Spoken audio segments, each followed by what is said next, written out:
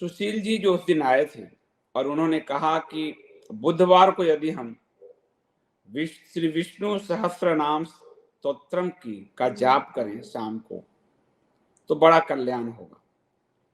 और उन्होंने इसका जो संदर्भ है अपने गुरु केन राव, वर्तमान समय के सबसे बड़े ज्योतिषाचार्य, जिन्होंने सुप्रीम कोर्ट में ज्योतिष को एक विद्या साबित किया, और जब ज्योतिष के पढ़ाए जाने पर ये आरोप लगी कि भगवा करण हो जाएगा, तो उन्होंने मध्यकाल से हुमायूं से लेकर और अकबर सबके कुंडली खोल दिए कि कैसे ज्योतिष के लिए इन्होंने काम किया।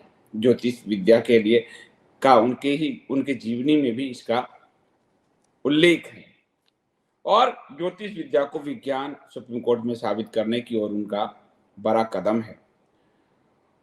वो एक बात हमेशा कहते हैं, सबको कहते हैं, और कहते हैं कि वर्तमान समय में जो भी मानव उन्नति की ओर जाना चाहता है, और वो इतने बड़े गुरु हैं कि कह रहे 10,000 मेरे पास उदाहरण है कि जिसने विष्णु सहस्त्र नाम स्तोत्रम का जाप किया वो जीवन में जीरो से उस ऊंचाई को छू गया जिसकी आप कल्पना भी नहीं कर सकते।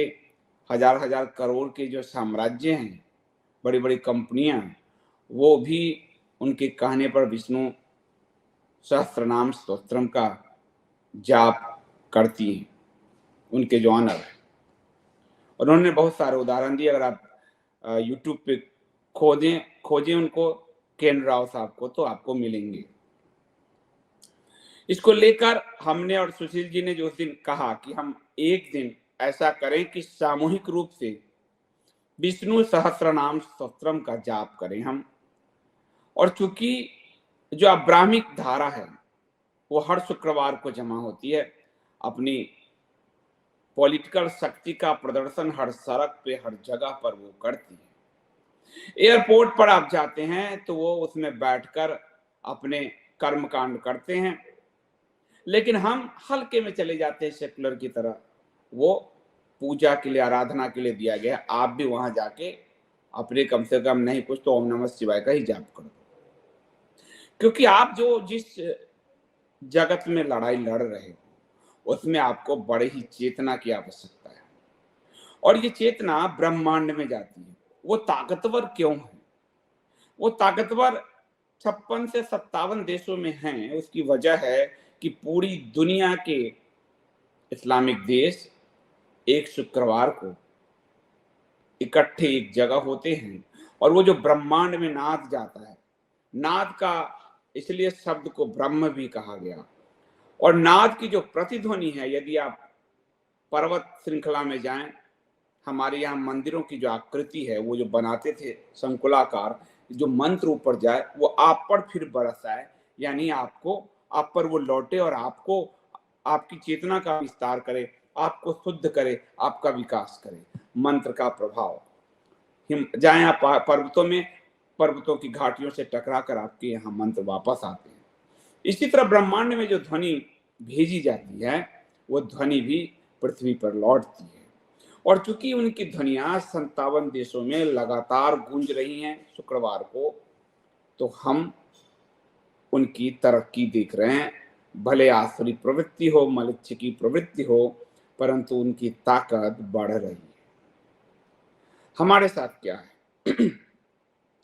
एक और अब्राह्मिक हैं जो रविवार को जमा होते हैं सब जगह, लेकिन वो उनके बहुत ही सोफिस्टिकेटेड ढंग से, आज वो देखिएगा कि वो भी दुनिया में नंबर 1 नंबर रिलीजन है। अभी धीरे धीरे जाएंगे, लेकिन वो भी एक रविवार को सब जगह जमा होते हैं। लेकिन फिर भी उनमें एक शिथिलता है, नहीं होते हैं तो देखिएगा उनका स्मैशना डिक्लाइन जो है वो हो रही है। हमारे यहाँ इतने देवी देवता हैं, हम भी मंगलवार को जाते हैं और अलग अलग देवी देवताओं की पूजा करते हैं। मंगलवार को हनुमान मंदिर जाते हैं, हम सारे पर्व त्योहार मनाते हैं, लेकिन सामूहिकता का एहसास हम नहीं करते। हम जो मंदिर जाते हैं, शंकराचार्य मिथिलानंद सरस्वती जी ने कहा है कि हमसे मनौती मांगने जाते हैं, सोना का मुकुट चढ़ाने जाते हैं, मनौती मांगने जाते हैं, भगवान मुझे तुम ये दे दो तो मैं तुमको ये दे दूंगा, मैं भी व्रत कर लूंगा, भगवान आप मुझे ये दे दो तो मैं भी आपको, मनौती मांगने में हमारा सारा ध्यान है। ब्रह्मांड में मंत्रों की जो गति है, उच्चारण है, उसको थ्रो करने में, भेजने में, जिस समय वेद काल था, सतयुग था, तो मंत्रों के उच्चारण से सतयुग था, उस वातावरण सतयुग का था।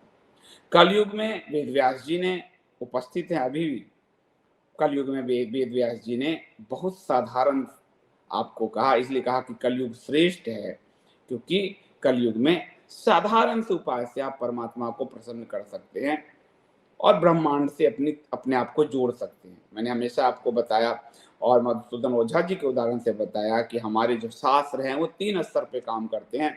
एक दिव्य स्तर है, ब्रह्मांड का स्तर है, दूसरा भूलोक का स्तर है और तीसरा शारीरिक लोक का स्तर है।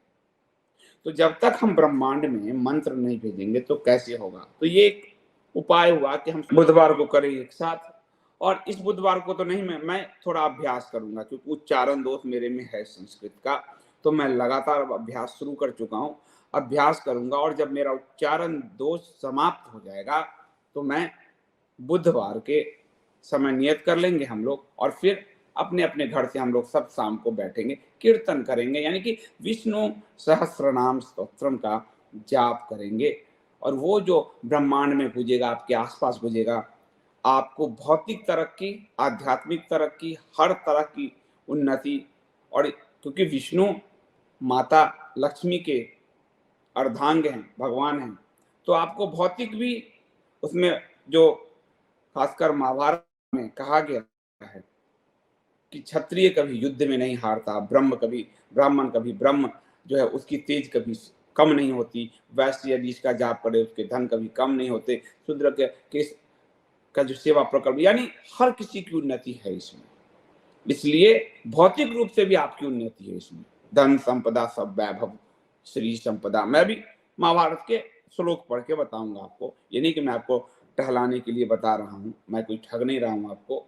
मंत्र का जाप करेंगे तो आपकी उन्नति होगी, हिंदू धर्म की उन्नति होगी। तो ये हम करें मंत्र का के जरिए, ताकि जो ब्रह्मांड में दूषित शक्तियां शुक्रवार को गूंजती हैं उसको हम साफ कर दें। और विष्णु इसलिए क्योंकि जब भी 14 देवासुर संग्राम हुए और जब भी देवता हारने लगे, हस्तक्षेप विष्णु ने किया, भगवान विष्णु ने किया। और भगवान विष्णु ही हैं जो देवताओं की पराजय को जय में बदल देते हैं। भगवान विष्णु ही हैं जो कई रूपों में प्रकट होकर और सभी राक्षसों का नाश करते हैं। इसलिए आधुनिक रूप में भी वो पालनहार हैं, वो सत रज तम के गुण में से वो सद्गुण के धारक हैं और सबसे बड़ी आपकी जय के लिए, विजय के लिए भगवान विष्णु और माता जो उनकी अर्धांगिनी माता लक्ष्मी का सहयोग आपको बहुत चाहिए। इसलिए भगवान विष्णु के सहस्त्रनाम स्तोत्रम पे थोड़ी सी एक बाधा ये आई कि कुछ लोगों ने कहा कि आदि शंकराचार्य निश्चलानंद सरस्वती जी कहते हैं कि गुरु के बिना इसका जाप नहीं करना चाहिए।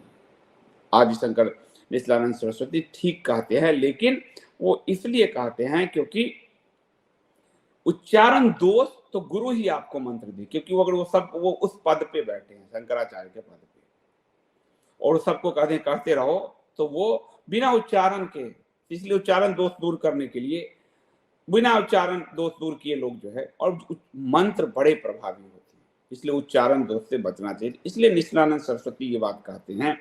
लेकिन महाभारत में मैं आपको उदाहरण दूंगा, ऐसी कोई बाध्यता नहीं है। यदि आप में उच्चारण दोष नहीं है तो आप स्वतः विष्णु सहस्त्रनाम स्तोत्र का जाप कर सकते हैं, मैं उसका उदाहरण दूंगा। दूसरा, सबसे बड़े गुरु ने ये मंत्र दिया, और वो कौन है? आप जब गुरु पूर्णिमा मनाते हो, किनकी जयंती मनाते हो?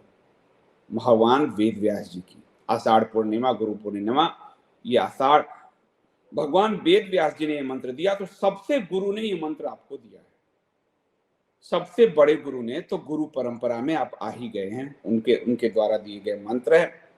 दूसरा, जब भीष्म युधिष्ठिर को दे रहे हैं और युधिष्ठिर ग्रहण कर रहे हैं, तो भीष्म उनके दादा हैं, गुरु नहीं है, लेकिन जो मंत्र दे रहा है और आप ग्रहण कर रहे हो तो गुरु शिष्य का भाव आ जाता है, इसलिए वो भी एक बाधा दूर हो जाती है। और तीसरा, भगवान श्री कृष्ण नारायण वहां उपस्थित होकर, भगवान विष्णु स्वयं उपस्थित होकर उसका अनुमोदन दे रहे हैं, इसलिए इसके सारे दोष खंडित हो जाते हैं। वो अनुमोदन दे रहे हैं, यानी विष्णु सहस्त्रनाम भगवान के सामने ही कहा गया, तो वो अनुमोदन दे रहे हैं कि सारे दोष आपके कट जाते हैं, प्रभु स्वयं उपस्थित होकर आपसे कह रहे हैं, तो वो सारे दोष आपके विलीन हो जाते हैं।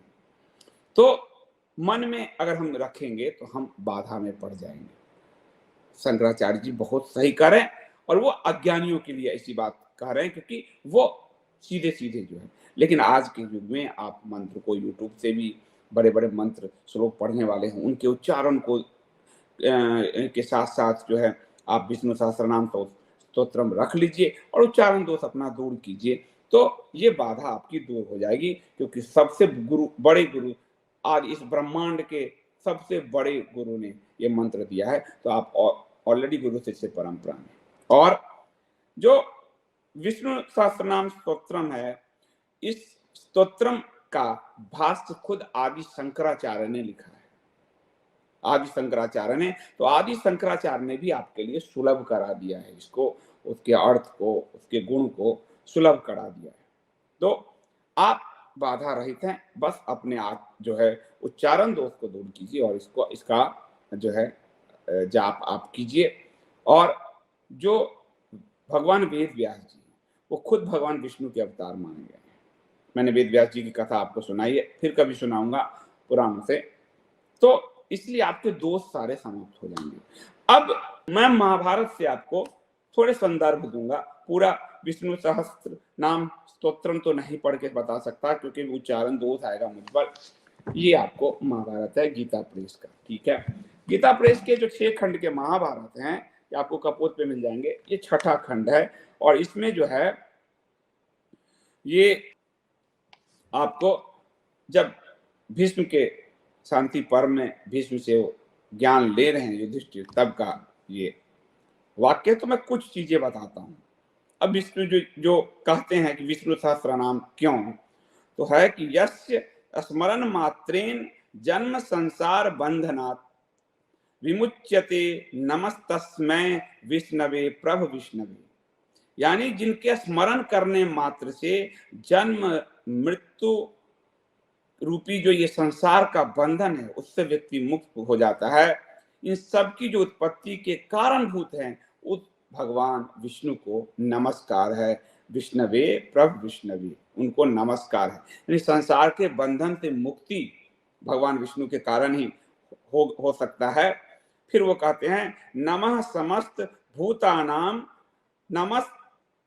नमः समस्त भूतानाम नाम द्विभूताय भूभृते अनेक रूप रूपाय विष्णवे प्रभ विष्णवे, यानी संपूर्ण प्राणियों के आदि भूत पृथ्वी को धारण करने वाले अनेक रूपधारी और सर्व समर्थ भगवान विष्णु को प्रणाम है।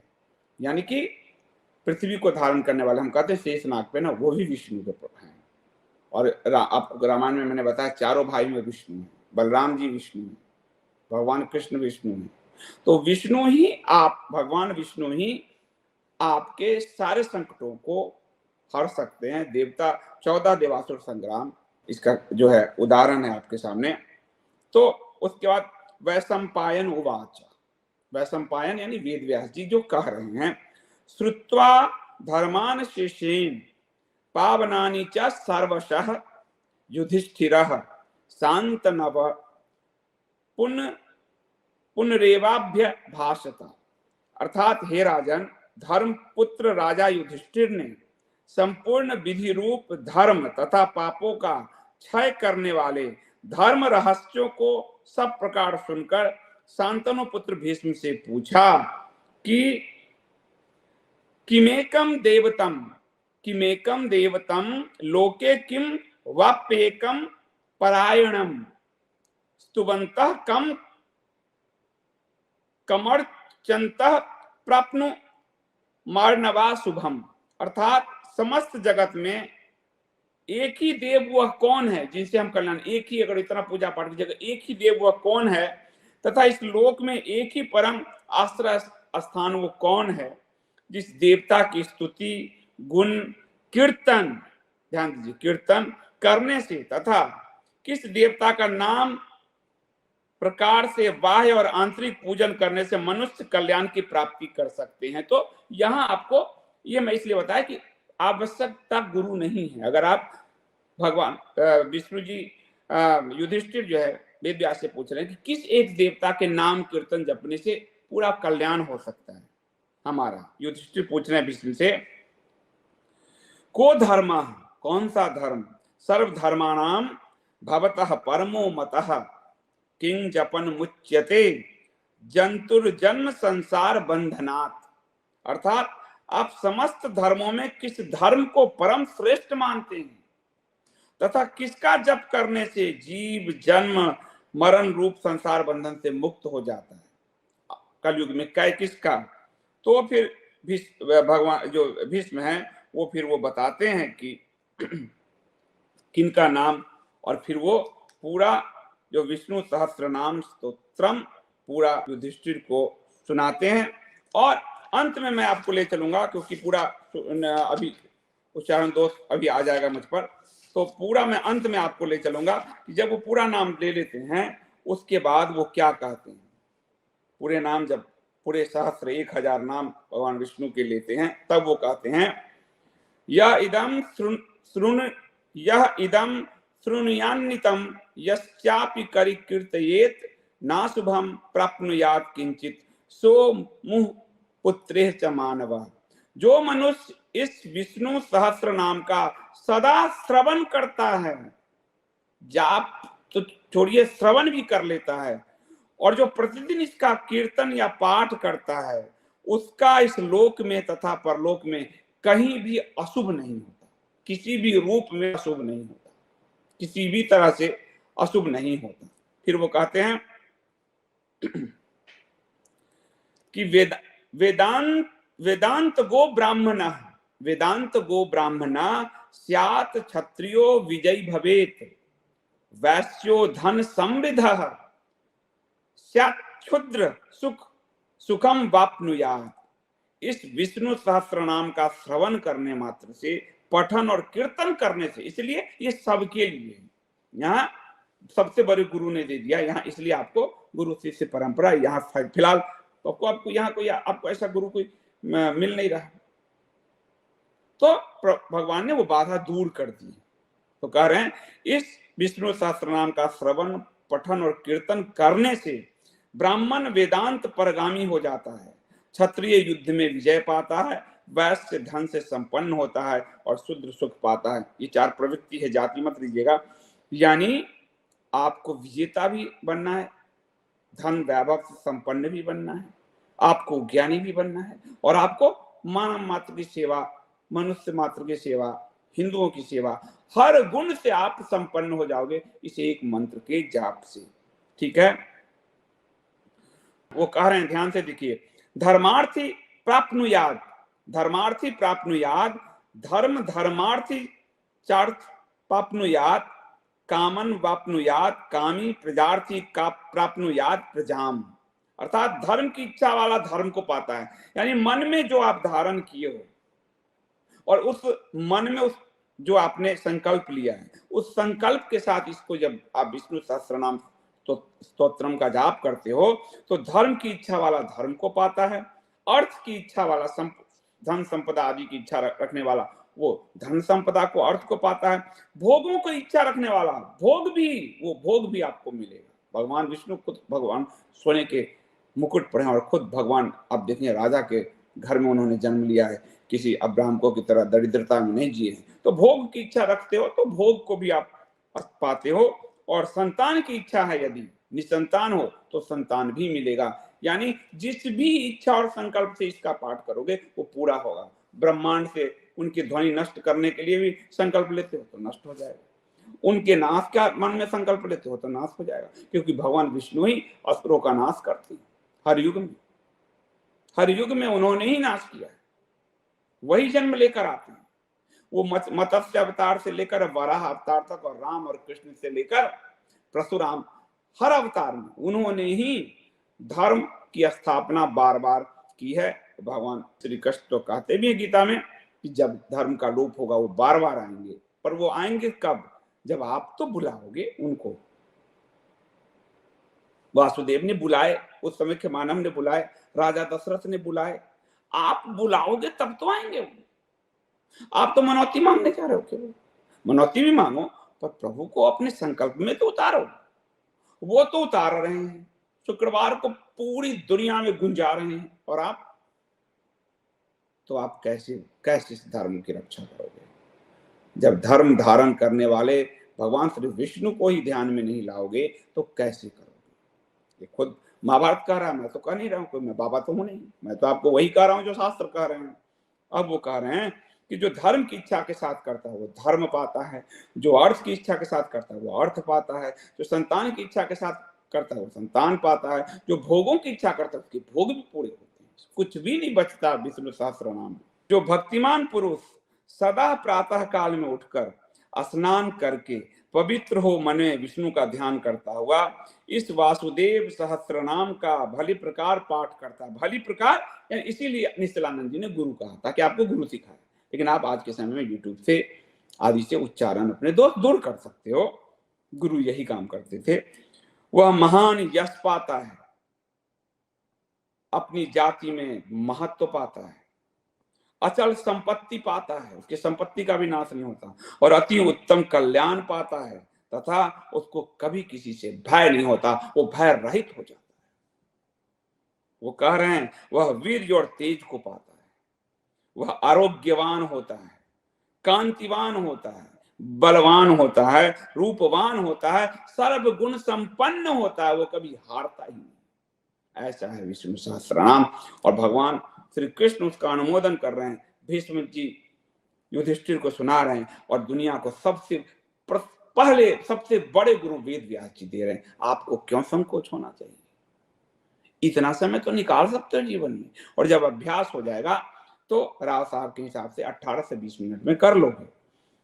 नियमित कर सको तो सबसे अच्छा। मैं अभ्यास कर रहा हूं, अगर मुझसे सध गया तो मैं नियमित करूंगा, लेकिन बुधवार शाम तो अवश्य, ताकि एक सामूहिक मंत्र का जो अनुगुंज हो ब्रह्मांड में विस्फोट चाहिए, ताकि कलुषित जो जितने विचार है वहां से ध्वस्त हो जाए।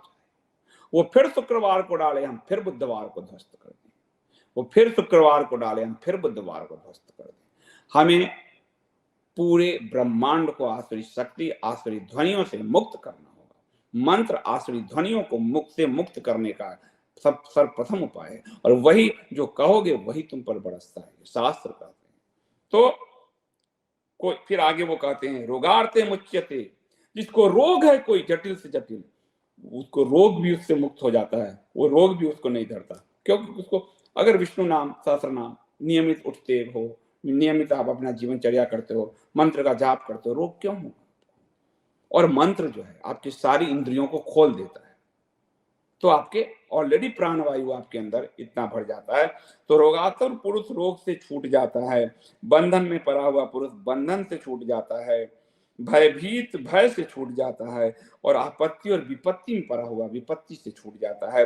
रोगार्ते मुच्यते रोगाद, बद्धो मुच्येत बंधनात्, भयान मुच्यते भीतस्तु मुच्येतापन्न आपदा, वो आपदा से भी मुक्त हो जाता है। ऐसा है विष्णु सहस्त्र नाम स्तोत्रम। फिर वो कहते हैं कि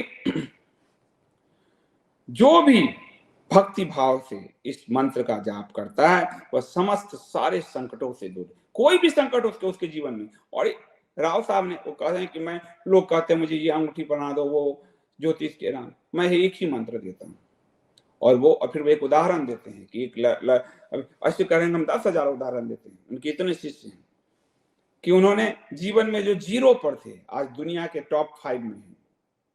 राव साहब को आप सुनिए जाके, संपत्ति से भी, कीर्ति से भी, यश से भी, माता लक्ष्मी तो आप पे बरसेंगे।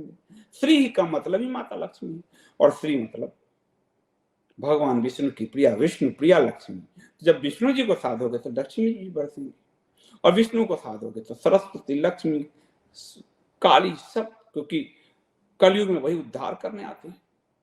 तो फिर वो कह रहे हैं और वो कह रहे हैं कि वासुदेव के भक्तों का कहीं भी अशुभ नहीं होता, उसको जन्म मृत्यु जरा यानी बीमारी व्याधि का कभी भय नहीं होता, ना उसको बीमारी छूती है न कोई व्याधि उसको छूती है। न वासुदेव भक्तानाम शुभम विद्यते क्वचित जन्म मृत्यु जरा व्याधि भयम नयपोव जायते। तो फिर वो कह रहे हैं कि और जो न क्रोध हो न च मर्त्यसम न लोभ हो न शुभा मति भवंती कृत पुण्यानाम भक्तानाम पुरुषोत्तमी, जो इसका जाप करता है पुरुषोत्तम के पुरुषोत्तम के पुण्यात्मा भक्तों को, पुरुषोत्तम यानी भगवान राम विष्णु, किसी दिन उसको क्रोध से वो मुक्त हो जाता है, दूसरे के धन संपदा वैभव को देखकर वो ईर्ष्या से मुक्त हो जाएगा। और हिंदुओं में ईर्ष्या से मुक्ति सबसे बड़ा उपाय है। एक हिंदू दूसरे से ईर्ष्या कर रहा है, इसलिए मलिच उसको तोड़ने फोड़ने में सफल हो रहे हैं। सत्ता में एक हिंदू दूसरे से ईर्ष्या कर रहा है, एक नेता दूसरे से कर रहा है। आपके पड़ोस में किसी को संपन्नता आ गई, आप मंत्र जाप करो, आप संपन्नता के लिए प्रयास करो, उसको आप उससे ईर्ष्या करके आपको क्या मिलेगा? तो ईर्ष्या से मुक्त हो जाता है, ईर्ष्या उसके अंदर उत्पन्न नहीं होती, लोभ उसके अंदर उत्पन्न नहीं होता, और बुद्धि कभी भी अशुद्ध नहीं होती, क्योंकि बुद्धि की अशुद्धि से ही ये सब होता है। तो हिंदू एक दूसरे का यदि इस तरह से एक दूसरे से ईर्ष्या ना करे, क्रोध ना करे, एक ताकत तब बनेगा, तब वो जाकर मालच्यों का विनाश कर पाएगा। वरना तो आपने देखा है कि अपने राजाओं के किला के गेट हिंदुओं ने ही खोले हैं, गद्दार हिंदुए ही हुए हैं। क्यों? क्योंकि उनको धर्म का बोध नहीं है, ईर्ष्या लोभ सब उसके अंदर है। आप पूरे इतिहास उल्टा लो, हम कब हारे, कब दुश्मन ने हमें नहीं हराया, अपनों ने हराया, पीठ में चूड़ा होता। तो आपके अंदर से ईर्ष्या लोभ भय सब नाश हो जाएगा। यदि उसके बाद वो कह रहे हैं कि ये सभी स्वर्ग सूर्य चंद्र मां नक्षत्र आकाश 10 दिशाएं पृथ्वी महासागर ये सब भगवान विष्णु के प्रभाव से है, इसलिए विष्णु के मंत्र को जपो।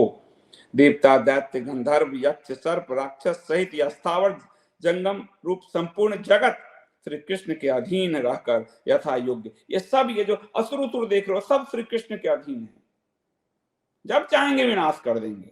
लेकिन तुम तो पुकारो, मीरा ने पुकारा, प्रभु ने उन्हें संभाल लिया। और मीरा के कारण जो भक्ति अकाल आप देखोगे, हम ये मुगलों तुर्कों लोधी वंश का उस समय शासन था, उन सब के प्रभाव से मुक्त रहे, बच गया भारत भक्ति आंदोलन के कारण। पढ़िए मध्यकाल का भक्ति आंदोलन। पुकारोगे तभी तो वो आएंगे, ऐसे थोड़े आ आएंगे। तुम्हारे में अंदर पुकार है नहीं तो वो क्यों आएंगे, किस लिए आएंगे? कोई आप में मधुर का की चाशनी लपटी हुई कि प्रभु आपके लिए आ जाएंगे? पुकारोगे तब, हृदय से पुकारोगे, नेत्रों से जब तक तुम्हारे आंसू न बहे, भुजाएं तुम्हारी जब तक फड़के नहीं, वो किस लिए आएंगे? युद्ध के मैदान में वो अर्जुन को इतना बड़ा संदेश दे रहे हैं, तुम्हें भी देंगे। और वेदव्यास जी ने कहा है कि कलयुग तो बड़ा ही सरल है, प्रभु के नाम से मुक्ति है। सतयुग आदमी थे, इतने लंबे तपस्या करने पड़ते थे, त्रेता सतयुग, और यहां तो नाम दान, जो योग्यता रखता है उसको दान देना, और प्रभु के नाम से आपकी मुक्ति हो जाएगी और दोष भी नहीं लगेगा। कुछ थोड़ा उच्चारण दोष आदि हो जाए, वेदव्यास जी वो भी कथा मैंने आपको सुनाई है, वो भी नहीं लगेगा, क्योंकि कलयुग में नाम भी राम भी ले लोगे तो, लेकिन वो हृदय से होना चाहिए। तो वो सब जो है वो कह रहे इंद्राणी मनोबुद्धि सत्वम तेजो बलम धृति वासुदेवात्म कान्याहु क्षेत्रम क्षेत्रज्ञ एव च। यहाँ ये जो इंद्रियां हैं, मन है, बुद्धि है, सत्व है, तेज है, बल है, धीरज है, शरीर है, आत्मा है, ये सब श्री वासुदेव के ही रूप हैं, वही वेद हैं। ऐसा वेद कहते हैं कि सब वासुदेव के ही रूप हैं। और सर्व गमाना मचारा प्रथमम परिकल्पते आचार प्रभो धर्मो धर्मस्य प्रभुर रुच्यत। सब शास्त्रों में आचार प्रथम माना जाता है, आचार से ही धर्म की उत्पत्ति होती है और धर्म के स्वामी भगवान अच्युत हैं, भगवान विष्णु हैं। यानी आचार व्यवहार, आपके आचरण, हिंदू के आचरण है आपके अंदर, सनातन के आचरण क्या है हमारे अंदर। सेकुलरिज्म का आचरण है तो कैसे तुम्हारे प्रभु तुम्हारा कल्याण करेंगे। तुमने अपने बच्चों को सेकुलरिज्म में ढाल रखा है, तुम अपने अंदर सेकुलरिज्म में ढले हुए हो। सेकुलर माने विधर्मी। क्या सेकुलर का हिंदी क्या है? पंथ रहित। लेकिन यहां बोलते हैं कि धर्म रहित, और धर्म रहित है कौन? असुर है, राक्षस है, विधर्मी है। तो विधर्मपन का आचरण करोगे तो कहां से आएगा? तो आचरण आपका शुद्ध होना चाहिए। इसलिए आप जब देखते होगे बड़े बड़े आप कहोगे तो फिर चीन अमेरिका क्यों करता है प्रगति? ये भी कह सकते हो, चीन अमेरिका सब ये क्यों करता है? क्योंकि आपने प्रगति करना छोड़ दिया है। आपका कभी स्वर्ण काल था और समय का पहिया ऐसे चलता है। धर्म का विलोप आपका होता है। जब आपके में धर्म का विलोप होगा तो राक्षस शक्तियां तो होगी ना, उठेगी। हिरण्यकशिपु ने भी तो इंद्र सारे कब्जा कर लिए, पूरे इंद्र के सिंहासन, पूरा देवता लोग। इसका मतलब हिरण्यकशिपु देवता थोड़ी बन गया। क्यों? क्योंकि आपके आचरण में दोष आता गया। तो जब आपके आचरण में दोष आया कोई तो और उठेगा। राक्षस हमेशा, जब 14 देवासुर संग्राम के उदाहरण है आपके सामने, आपके आचरण में, युधिष्ठिर के आचरण में दोष आ गया, जो भी कारण हो युद्ध के लिए, तो उनको कष्ट हुआ, तब तक दुर्योधन वैभव पाता रहा। तो जब सच्चरित लोगों का, सद्गुण चरित्र वाले लोगों का कि आचरण में दोष हो जाएगा तो दुर्गुण चरित्र वाले तो बढ़ेंगे ही ना। तो अभी वो बढ़ रहे हैं, अमेरिका, चीन, रूस, ये सब बढ़ रहे हैं। जिस दिन आप बढ़ोगे उस दिन सब ध्वस्त हो जाएंगे। और आप तो स्वर्ण काल को जिए हो। गुप्त काल भारत का स्वर्ण काल कहा जाता है। महाभारत के बाद इस कलयुग काल में शुंग काल। क्योंकि शुंग काल, गुप्त काल, उस समय ये जो भागवत, उसको बोलते हैं भागवत धर्म, यानी कि वैष्णव धर्म, यानी कि सनातन धर्म गुप्त काल में सबसे ऊंचाई पर था, इसलिए भारत का स्वर्ण काल कहा है। धर्म उसमें सबसे ऊंचाई पर था, इसलिए भारत का स्वर्ण काल कहा है। भारत का स्वर्ण काल न मुगलों के काल को कहा गया, न अंग्रेजों के काल को कहा गया, न मौर्यों के काल, बौद्धों के काल, अशोक के काल को कहा गया। भले अशोक को सम्राट कहा गया, लेकिन स्वर्ण काल सनातन के गुप्त वंश को कहा गया। तो आप ऊंचाई पर अपने आचरण से जा सकते हो। आचरण में दोष होगा तो आपको हो गए दूसरों को देख के दुखी कि ये भी तो बढ़ रहा है, अमेरिका बढ़ रहा है, क्या वो सनातनी है संदीप जी? क्योंकि आपने सनातन छोड़ दिए हैं तो कोई असुर तो बढ़ेगा। वो 57 देश के असुर तो तभी बढ़ेंगे ना भाई, जब तक आपके घर में हिट है तो आपके मच्छर नहीं आ रहे हैं, कीड़े मकोड़े नहीं आ रहे हैं। हिट जब तक छिड़क रहे हो, आपने हिट छिड़कना छोड़ दिया है तो कीड़े मकोड़े मच्छर तो आएंगे ना, वो तो बढ़ेंगे ना भाई, उनकी वृद्धि तो होगी। उनकी वृद्धि हो रही है क्योंकि आपने हिट छिड़कना छोड़ दिया है, धर्म का हिट।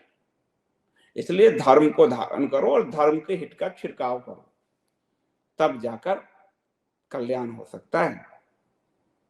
और इसलिए विष्णु सहस्त्रनाम स्तोत्रम का जाप प्रतिदिन कर सकते हो, 20 मिनट लगेगा तो बहुत अच्छा। और बुधवार को मैं थोड़े अपने उच्चारण दोष समाप्त करूं। मैं अपनी कमी है तो मैं अपनी कमी मैं ही दूर करूंगा, आप नहीं करोगे मेरी कमी दूर, मैं ही करूंगा।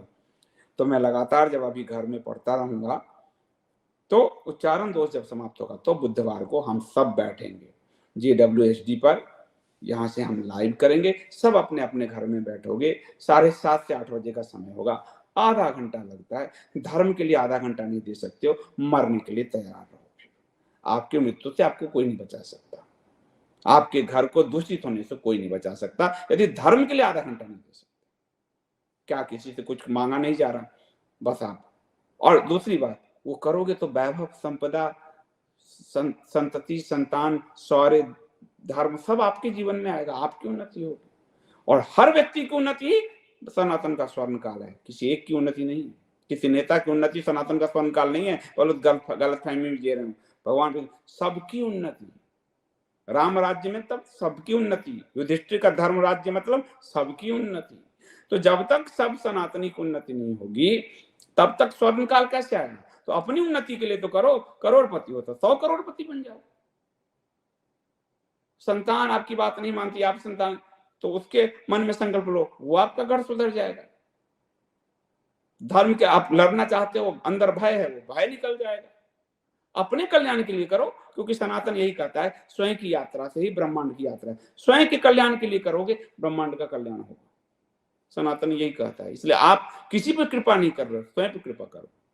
स्वयं पे ही कृपा करोगे तो ब्रह्मांड से जुड़ पाओगे, क्योंकि ब्रह्मांड और आपके बीच में कोई नहीं है, कोई पैगंबर नहीं है, कोई ईसा नहीं है। आप हो और वो है, बस आप ही को जोड़ना है। इसलिए हम इसको करेंगे। मैं अभी अभ्यास करूंगा, जब मेरा अभ्यास सध जाएगा फिर बुधवार को हम विष्णवे प्रभु विष्णवे, भगवान विष्णु को नमस्कार करेंगे और हम अपने युद्ध के लिए सज्ज होंगे। हम सभी कुरुक्षेत्र में खड़े हैं, इसलिए कुरुक्षेत्र गुरुकुलम। हम सभी धर्म क्षेत्र में खड़े हैं, हम सभी कुरुक्षेत्र में आज युद्ध के मैदान में खड़े हैं। इसलिए इस युद्ध को जीतना ही है, और सनातन जीतेगा तो भारत रहेगा। भारत के रहने से सनातन नहीं होता। एक तो बन गया पाकिस्तान, एक बन गया बांग्लादेश, एक बन गया वर्मा, एक बन गया उधर तिब्बत, आपका अफगानिस्तान। जहां जहां सनातन विलोप, भारत टूट जाएगा। इसलिए सनातन को साधिए, जीवन सर जाएगा। बहुत बहुत धन्यवाद।